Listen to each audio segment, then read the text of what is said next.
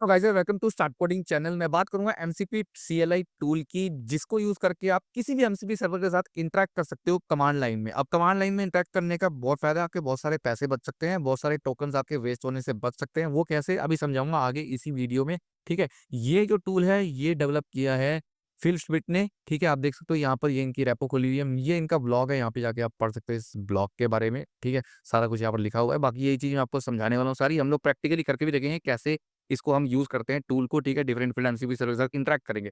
उससे पहले आपको एक चीज़ बताना चाहता हूँ छोटी-सी, वो ये कि अगर आपको एमसीपी सर्वर बनाना है खुद का, तो फिर आप ये वीडियो जाकर के वॉच कर सकते हैं मेरे चैनल का। इस पे मैंने वीएस कोड, गिटहब कोपायलट का यूज़ करके, ठीक है, और Claude 3.5 Sonnet plus MCP server कैसे बनाना है वो सिखाया है बेसिकली, यानी कि क्लाउड का यूज़ करा है। ठीक है, तो कैसे आप एमसीपी सर्वर बनाओगे वो जो है आप यहाँ से बहुत अच्छे से सीख सकते हो, ताकि खुद का एमसीपी सर्वर बना पाओ। दूसरा वीडियो, ये भी बहुत अच्छा वीडियो है, बहुत ज़्यादा प्यार दे रहे हो आप इस वीडियो को। इसमें क्या है कि जैसे कि किसी एमसीपी सर्वर को आप इंस्टॉल करना चाहते हो, एग्जांपल के लिए मैंने यहाँ पे सेलेनियम एमसीपी सर्वर इंस्टॉल करा है। सेलेनियम ब्राउज़र ऑटोमेशन टूल होता है। इसी तरीके से कि कोई भी एमसीपी सर्वर अगर आपको क्लाउड में, वीएस कोड में, गिटहब कोपायलट में इंस्टॉल करना है, तो उसके लिए भी यहाँ पर मैंने ये ट्यूटोरियल जो है बनाकर रखा हुआ है। इसको भी आप वॉच कर सकते हो गाइस। ठीक है, डिस्क्रिप्शन में भी लिंक आ रहा होगा, चैनल पे जाइए, चैनल को सब्सक्राइब करना बिल्कुल मत भूलिए। ठीक है, और thank you so much for subscribe की जिन लोगों ने सब्सक्राइब किया।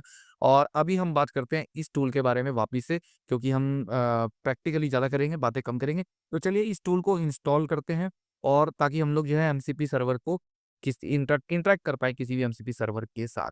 तो गाइस इसके फीचर्स को समझाने के लिए मैं इस डायग्राम का यूज़ करता हूँ। जो सबसे मेन चीज़ है वो समझते हैं। बाकी फीचर्स यहाँ पे आप देख रहे हो, बहुत यहाँ पर बताए गए हैं सभी फीचर्स, लेकिन जो मेन जो इसकी फंक्शनैलिटी है वो आपको समझाता हूँ। बेसिकली होता क्या है, कैसे हम लोग अपने जो है पैसे बचा सकते हैं और फास्ट जो है टूल्स की लोडिंग कर सकते हैं बेसिकली। ठीक है, और इसमें क्या है कि बेसिकली डायनामिक डिस्कवरी कर सकते हैं हम टूल की। ठीक है, डायनामिक डिस्कवरी कर सकते हैं। इसका मतलब क्या होता है, डायनामिक डिस्कवरी और एक होती है स्टैटिक कॉन्टेक्स्ट लोडिंग। अब देखो, मान लो मेरे पास एमसीपी सर्वर में क्या होता है, अलग-अलग टूल्स होते हैं। मान लो मैंने 3-4 एमसीपी सर्वर्स अलग-अलग इंस्टॉल कर लिए। गूगल क्लाउड का एमसीपी सर्वर इंस्टॉल कर लिया, ठीक है? ऐसे ही सेलेनियम का एमसीपी सर्वर इंस्टॉल कर लिया, प्लेराइट का एमसीपी सर्वर इंस्टॉल कर लिया मैंने। तो जब मैंने इतने सारे एमसीपी सर्वर इंस्टॉल कर लिए, तो क्या होगा बेसिकली उससे? उससे ये होगा कि सभी के सभी टूल्स जो हैं वो एक बार में, जैसे ही आप अपनी एआई एजेंट को रन करोगे, जैसे क्लॉड हो गया, ठीक है? या फिर आपका वीएस कोड के अंदर गिटहब कोपायलट है, तो वहाँ पर वो सभी के सभी टूल्स एक्सपोज़ कर देता है, आपने देखा होगा, है ना? सभी के सभी टूल्स एक बार में एक्सपोज़ कर देता है, अगर आपके पास एमसीपी सर्वर्स इंस्टॉल हैं बहुत सारे। मैंने नया लैपटॉप लिया है इसलिए इसमें अभी नहीं है इंस्टॉल, बट अभी देखेंगे हम, ठीक है? तो उससे होता क्या है, बहुत सारे टोकन्स यूज़ होता है एक बार में। देख रहे हैं यहाँ पे लोड 60 प्लस टूल्स 40 एग्ज़ाम्पल बताया गया है, 47,000 टोकन कंज़्यूम एक बार में, ठीक है? ये होता है बेसिकली, जितने भी एमसीपी सर्वर है सभी के टूल्स एक बार में एक्सपोज़ हो जाते हैं। सबको पता है जो लोग यूज़ करते हैं एमसीपी सर्वर्स को। बट अब आपको यूज़ करना है उसमें से सिर्फ़ एक ही टूल, यानी कि आप सिर्फ़ एक फ़ाइल को रीड करना चाहते हो। तो एक बार में क्या होगा, जितने भी एमसीपी सर्वर्स हैं सभी के सभी लोड हो जाएँगे, उनके सभी टूल्स लोड हो जाएँगे। फिर उसमें से आपको फ़ाइल यूज़ करनी है सिर्फ़, एक टूल यूज़ करना है एमसीपी सर्वर का, किसी भी एक से एमसीपी सर्वर का। बाकी आपके लिए यूज़लेस है, आपको नहीं यूज़ करना, लेकिन कॉन्टेक्स्ट विंडो तो आपकी ल चली गई ना, 47,000 बहुत सारे टोकन यानी कि कंज़्यूम हो गए। तो ये है ट्रेडिशनल एमसीपी, जो कि अभी बिहेवियर जो है एमसीपी का जब हम इसको यूज़ करते हैं, ठीक है? तो वो होता है स्टैटिक कॉन्टेक्स्ट लोडिंग एक बार में। एक होता है डायनामिक डिस्कवरी। अभी डायनामिक डिस्कवरी में क्या होता है, एमसीपी सीएलआई लूप।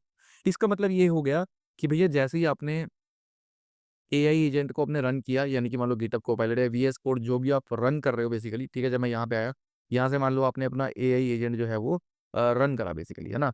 तो क्या होगा, जैसे अब उसको यहाँ से मैं रन करूँगा, तो सभी के सभी टूल्स एक बार में लोड नहीं होंगे। सभी के सभी एमसीपी सर्वर्स के टूल्स एक बार में लोड नहीं होंगे। बेसिकली होगा क्या, सिर्फ़ यहाँ पे कमांड लाइन के थ्रू मैं सिर्फ़ जिस टूल को यूज़ करना चाहता हूँ, उसी को मैं यहाँ पे यूज़ कर सकता हूँ बेसिकली एमसीपी सीएलआई कमांड के थ्रू। अभी बताता हूँ कैसे बेसिकली। सिर्फ़ उसी को ही यूज़ करूँगा मैं, एक टूल को, और एक ही टूल लोड होगा मेरा, सारे नहीं होंगे मेमोरी में, ठीक है? एक ही टूल लोड होगा, यानी कि टोकन जो है वो सारे कंज़्यूम नहीं होंगे एक साथ, कहने का मतलब ये है, ठीक है? तो ये चीज़ यहाँ पर बताई गई है, 0 टूल्स लोडेड। अब होता है डायनामिक डिस्कवरी लूप। आप देख रहे हो, इसमें क्या होता है कि इसको हम देखते हैं कैसे हम यूज़ करेंगे, बता रखा है यूज़ कैसे करेंगे इसे, ठीक है? तो ये ऑपरेटिंग सिस्टम देख रहे हो, यहाँ पे ऑपरेटिंग सिस्टम, ये मेरा ऑपरेटिंग सिस्टम है, इसके ऊपर मैं क्या करूँगा, एमसीपी सीएलआई को कमांड को रन करूँगा, और जिस एमसीपी सर्वर में से मुझे जो टूल यूज़ करना है वही मैं यूज़ करूँगा, उसी की कमांड को यहाँ पे रन करूँगा। तो ये चीज़ है बेसिकली, तो इसको बोलते हैं डायनामिक डिस्कवरी। डायनामिकली वही टूल यूज़ होगा, बाकी लोड नहीं हो। तो अभी हमें इंस्टॉल करना है एमसीपी CLI टूल को बेसिकली, ठीक है। उसके लिए देखो यहाँ पे 2 तरीके हैं हमारे पास इंस्टॉलेशन के। एक है आप इसको बन का यूज़ करके इंस्टॉल कर सकते हो, ठीक है, जिससे कि डायरेक्टली जो है यहाँ से डाउनलोड हो जाएगा इसके इनके गिटहब से और हमारे पास सिस्टम पे इंस्टॉल हो जाएगा। दूसरा है कि आप कर्ल का यूज़ करके भी इंस्टॉल कर सकते हो, ठीक है। उसके लिए स्क्रिप्ट है install.sh जो यहाँ पर पड़ी हुई है, ठीक है। इस डायरेक्टरी में देख रहे हो install.sh, तो ये वाला यूआरएल हम जब देंगे और इसके लिए हमारे को बैश का यूज़ करना है, यहाँ पर दिया हुआ है बैश, ठीक है। और बैश हमारे पास होगी नहीं, मेरे पास भी नहीं है, मेरा लैपटॉप नहीं है, आपके पास भी नहीं होगी बैश, तो इंस्टॉल करवाना मैं दिखाता हूँ कैसे इंस्टॉल करना है। तो हम बैश को इंस्टॉल करते हैं पहले, ठीक है, ताकि हम लोग जो है बैश क्या होता है बेसिकली बताता हूँ आपको। बैश एक कमांड लाइन ही टूल है बेसिकली, ठीक है। कमांड लाइन होती है जैसे कि टर्मिनल होता है विंडोज़ का, ऐसे ही लिनक्स में बैश होता है बेसिकली। वहाँ पे लिनक्स की कमांड्स आप रन कर सकते हो। उबंटू ऑपरेटिंग सिस्टम में को बैश मिलता है, लिनक्स ऑपरेटिंग सिस्टम में बेसिकली। तो यहाँ पे हम वैसा एनवायरनमेंट उबंटू नहीं इंस्टॉल करवाऊंगा, सिंपली गिट बैश का यूज़ करेंगे और बैश को इंस्टॉल करेंगे। तो इस वीडियो को 2 पार्ट में बनाते हैं, ठीक है, एक पार्ट में लंबी हो जाएगी। अभी क्या करते हैं, पहले जो हमारी रिक्वायरमेंट है उसको इंस्टॉल करते हैं, जैसे कि बैश हो गई, ठीक है, कर्ल होगी, उसको इंस्टॉल करते हैं। फिर सेकंड पार्ट में हम लोग जो है इस एमसीपी CLI टूल को इंस्टॉल करेंगे और ये एमसीपी सर्वर्स को रन करेंगे, डिस्कवर करेंगे टूल्स को और कॉल करेंगे टूल को, यूज़ करेंगे, ठीक है, तब मज़ा आएगा। तो ऐसा करते हैं, फटाफट से चलते हैं। पहले गिट बैश को इंस्टॉल करना पड़ेगा, अगर जिसके पास है तो बहुत अच्छी बात है, वो स्किप कर सकता है, वो यहाँ तक ही वीडियो देखेगा, ठीक है, क्योंकि आगे जो है फिर सेकंड पार्ट में आएगी। लेकिन अगर हमारे पास बैश नहीं है, लिनक्स टर्मिनल नहीं है, तो फिर हम इसको इंस्टॉल करेंगे। उसके लिए आप सिंपल यहाँ पे आ जाओ और यहाँ पे लिखोगी गिट बैश, बेसिकली ये हमारे को चाहिए यहाँ पर गिट बैश, ठीक है। तो पहले लिंक पे क्लिक करता हूँ, तो गिट बैश जब लिखोगे तो इस तरीके से ओपन हो जाएगा। अब यहाँ पे क्या है कि गिट इंस्टॉल करना है, इसके लिए भी तुम्हारे भाई के पास वीडियो है वैसे तो। अगर आप मेरे चैनल पे जाओगे तो आपको पूरा वीडियो मिलेगा गिट से रिलेटेड, वहाँ से जाकर भी सीख सकते हो, पर मैं अभी इंस्टॉल करना सिखा ही रहा हूँ आपको डायरेक्टली इसी वीडियो में, ठीक है। तो हम क्या करेंगे, यहाँ पे क्लिक हेयर टू डाउनलोड, तो इस पर क्लिक करते हैं। फिर लेटेस्ट वर्जन आपको डाउनलोड करने के लिए सेव कर लो इसको, मेरे पीसी पे सेव हो गया। यहाँ पे सिंपली डाउनलोड पे आऊँगा और यहाँ से इसको रन कर देते हैं। चलिए इसको रन करते हैं ताकि हम लोग गिट बैश का यूज़ कर पाएँ। गिट बैश भी आपको टर्मिनल देता है, ठीक है। बैश जिसका हम यूज़ कर सकते हैं उसका हम यूज़ करेंगे ताकि हम लिनक्स वाला जो टर्मिनल विंडो है वो यूज़ कर पाएँ, ठीक है। तो गिट आपके सिस्टम में इंस्टॉल हो जाएगा। गिट के बारे में पूरी जानकारी थी, उसके लिए मेरे चैनल पे एक वीडियो है, उसका यूज़ आप देख सकते हो, उसको भी जाकर के, ठीक है। बहुत अच्छी आपको नॉलेज वहाँ से मिलेगी, गिट के बारे में कंप्लीट है गिटअप। अब यहाँ पे देखो एडिशनल आइकन अगर आपको रखने हैं तो ठीक है, ओपन गिट बैश हेयर ये आप करो ज़रूर, ठीक है, ताकि आपको एक ऑप्शन मिले, राइट क्लिक करके open Git Bash here, open Git GUI here, तो ये आपको सारा कुछ यहाँ पे Git add a Git Bash profile to Windows terminal, ठीक है, इसको भी कर लो। तो check daily for Git for Windows update, इसकी ज़रूरत नहीं है, तो ये हम यहाँ पे कर लेते हैं और उसके बाद नेक्स्ट कर देते हैं बेसिकली। तो नेक्स्ट करूँगा तो ये इंस्टॉल कर देगा गिट को। तो चलिए नेक्स्ट करते हैं और use Vim default Git editor, ठीक है। ये विम होता है एक जो गिट का एडिटर होता है, यही यूज़ करता है लिनक्स में, वो हम यूज़ करेंगे। तो यहाँ पे नेक्स्ट कर देते हैं, ठीक है। तो जैसे ही नेक्स्ट करेंगे, let Git decide default branch वो बोल रहा है, ठीक है, ओवरराइड डिफ़ॉल्ट ब्रांच है। इसको कुछ नहीं करना, आपको नेक्स्ट कर दो, कोई चक्कर नहीं है, कुछ भी नहीं चलना, ठीक है। यहाँ पे use Git from Git Bash only, ठीक है। बट हमें यही करना है रिकमेंडेड वाला, कुछ नहीं करना आपको, रिकमेंड करो Git from the command line and also for third party software, ठीक है। तो बस कुछ मत करो, नेक्स्ट करो भाई यहाँ से और यूज़ बंडल्ड एसएसएच करो, बिल्कुल ठीक है। और उसके बाद use the native window secure channel library, बिल्कुल ठीक है, इसको भी चलने दो, विंडोज़ के सर्टिफिकेट यूज़ करेगा, कोई दिक्कत नहीं है। और उसके बाद checkout Windows style, commit Unix style line endings, इसको भी चलने दो, ठीक है, कुछ नहीं करना। और यूज़ मिन टीटी ये ही चलने दो, यहाँ पे कोई इसको छेड़ने की ज़रूरत नहीं है बेसिकली आपको, ठीक है। तो इसको फास्ट फॉरवर्ड और मर्ज, ठीक है, तो ये जाने दो ऐसे ही, नेक्स्ट कर दो। गिट क्रेडेंशियल मैनेजर, ठीक है, इसको ये आप यूज़ कर सकते हो गिट क्रेडेंशियल मैनेजर को, ठीक है। नहीं करना चाहते तो नहीं करोगे तब भी कोई दिक्कत नहीं है, तो इसको नेक्स्ट कर दो बेसिकली। और नेक्स्ट करना है आपको, करो यार, इसको इसको कर देना, गिट क्रेडेंशियल मैनेजर को यूज़ करो, ठीक है। उसके बाद एनेबल फाइल सिस्टम कैशिंग, इसको भी यूज़ करो।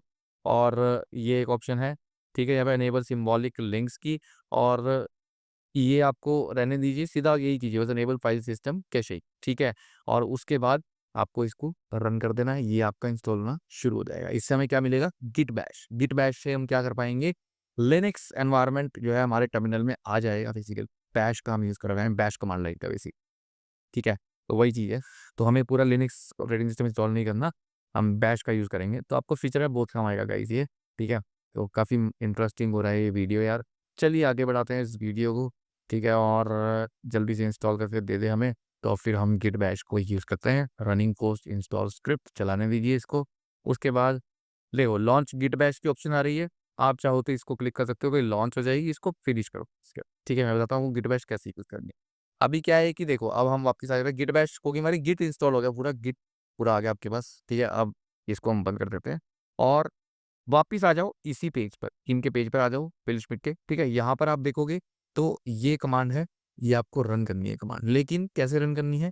कैसे? आप सबसे पहले एक फोल्डर क्रिएट करो, एम्प्टी डायरेक्टरी क्रिएट करो, कोई भी नाम दे दो, जैसे मैंने CLI FGP सर्वर दे दिया, ठीक है। इसको बंद कर देते हैं, इसका कोई काम नहीं है अभी फिलहाल, ठीक है। उसके बाद टर्मिनल यहाँ पे ओपन कर लेना, जैसे मैंने ओपन किया हुआ, यहाँ पे टर्मिनल दिख रहा है आपको। अब टर्मिनल को मैं यहाँ पे बंद करूंगा, एक बारी दोबारा ओपन करूंगा, क्योंकि मुझे यहाँ पे गिट बैश वाला टर्मिनल जो है वो स्टार्ट करना है, ठीक है। तो न्यू टर्मिनल करा, यहाँ से आप चेंज करना, अब जाना यहाँ पे, और यहाँ पे आप देखोगे तो आपके पास गिट बैश की ऑप्शन नजर आएगी, ठीक है। तो हो गया गिट बैश इंस्टॉल, तो यहाँ पे आपको क्या कर देना है, गिट बैश को सेलेक्ट कर लेना है। लो जी, अब आपके पास जो यहाँ पे टर्मिनल आने वाला है वो आएगा सारे का सारा लिनक्स एनवायरनमेंट वाला, आ गए हम, ठीक है। तो ये आ गया हमारा गिट बैश वाला टर्मिनल। अब यहाँ पे कोई भी कमांड अगर आप रन करोगे तो आप गिट बैश वाली यूज कर सकते हो कमांड्स, ठीक है, वो सारी चलेंगे। देखो डॉलर का साइन आ गया। तो अभी जो हमारी कमांड है, हम यहाँ पे पहले ये देखते हैं कि यहाँ पे देखो कर्ल भी चाहिए हमारे को, तो कर्ल हमारे पास है या नहीं, इसको देखते हैं पहले, ठीक है। तो कर्ल चेक करने के लिए आपको यहाँ पे सिंपली लिख देना है कर्ल, ठीक है, और एंटर कर देना है, आई पता लग जाएगा। तो ये बोल रहा है कि कर्ल ट्राई कर्ल हेल्प, ठीक है। तो हम देखते हैं कर्ल, अरे CURL कर हेल्प, ये विंडोज में थोड़ा सा दिक्कत कर सकता था, ठीक है। बैश भी नहीं थी आपके पास, तो यहाँ पे देखो कर्ल भी है हमारे पास, ठीक है। तो कर्ल चल रही है हमारी फर्स्ट क्लास, यहाँ पे देख रहे हो। तो यानी कि अब हम चाहें तो क्या कर सकते हैं, इस कमांड को कॉपी कर सकते हैं और इंस्टॉल कर सकते हैं बेसिकली अपने किसको, MCP CLI टूल को, ठीक है। बट मैं इस वीडियो में नहीं करूंगा, वो टूल हम इंस्टॉल करेंगे नेक्स्ट वीडियो में, इस कमांड को रन करेंगे और उसके बाद ये कॉन्फ़िग फाइल बनाएंगे। अच्छे से समझाऊंगा भाई, अपने आप भी कर लो, कोई दिक्कत नहीं है, बड़ी अच्छी बात है, मुझे बताना। लेकिन हम लोग जो है क्या करेंगे, प्रॉपर तरीके से समझेंगे किस तरीके से काम करता है, क्या क्या इसमें ऑप्शंस है कमांड्स में, क्या इन ऑप्शंस का काम है, ठीक है। स्ट्रीम्स कौन कौन सी होती है, सर्वर्स कैसे लिस्ट करना है, सर्च कैसे करना है, वो सब कुछ हम लोग देखेंगे नेक्स्ट वीडियो में, अच्छे से समझेंगे इसको गाइज। यही था आज की वीडियो में, क्योंकि मुझे यहाँ पे आपको क्या बताना था कि गिट बैश को कैसे इंस्टॉल करना है, हमने कर लिया, कर्ल भी आ गया। अब हम MCP सर्वर को इंस्टॉल करेंगे और आगे का काम अपना करेंगे नेक्स्ट पार्ट में। वीडियो पसंद आए तो वीडियो को लाइक करना, चैनल पर नहीं होते चैनल को सब्सक्राइब करना, और भाई वीडियोस वगैरह जा करके देख लेना, ये सभी वीडियो यहाँ पर अवेलेबल है। काफ़ी आपको जो है हेल्प मिलेगी इन वीडियोस को देख के, अच्छे से सीख पाओगे आप, काफ़ी अच्छे से समझाया है मैंने। मिलता हूँ आपसे एक नेक्स्ट वीडियो में। Thanks for watching.